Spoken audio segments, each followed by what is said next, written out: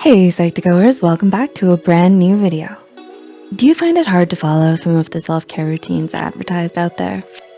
Whether it's because you don't know what you need to do or because you're just too busy all the time. Like many others, you keep putting off your self-care plans for later. But taking some time for yourself is incredibly beneficial for your mental health and general well-being, and it can be surprisingly easy to do. Although self-care varies from person to person, certain aspects, such as reducing stress, eating better, and getting enough sleep, serve as the foundation for self-care.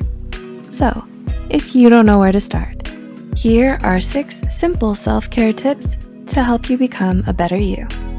Number 1, make a sleep routine. Do you have a consistent time to go to bed? Practicing self-care is easier when you create a routine because it mentally prepares you to disconnect. And it's especially helpful when it comes to going to bed. If you find that you have trouble falling asleep, try to create a plan that prepares you for bedtime. Drinking water before bed or reading a book to wind down are some things you could try. Some even say that dimming the lights before sleeping works well, as it signals your brain to start producing melatonin, the sleep hormone. This tip works great, especially if you spend hours in front of the computer. Number 2, eat mindfully. Are you mindful of what you eat? While working out is also mentioned in self-care articles, what you put into your body is also equally important. Apart from how it affects your physical well-being, it also can play a role in your mental health. Consider the 100 million nerve cells that line your gastrointestinal tract that are in constant communication with your brain. According to an article published in 2017, inflammation of your bowels may be one of the causes of issues like stress, anxiety, and depression. Ultimately, you might want to consider making it your goal to eat better to feel better, rather than only to look better. Number 3, create and enforce boundaries. Do you set boundaries with other people? While some may falsely believe that boundaries exist to deliberately exclude certain types of people from our life, it doesn't. Although it can end up doing that, boundaries primarily exist as a reminder that you need to take care of yourself first. They serve as guidelines for other people on how they should approach and treat you. It can also save you from a lot of emotional or mental distress and help you foster better relationships with other people. Number 4, disconnect. Are you always plugged into your computer or your phone? This may be difficult to do, especially with how much work and personal life requires you to be online all the time. But taking time to disconnect is important for your mental well-being.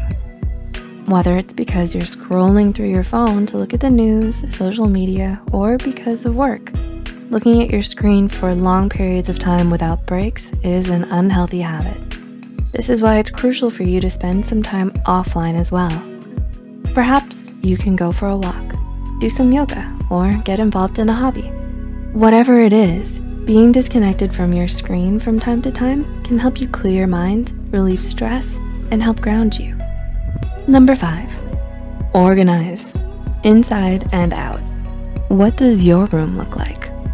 The environment around you can have an effect on your mental health. Researchers have shown that a disorganized home can actually contribute to depression, anxiety, and weight gain.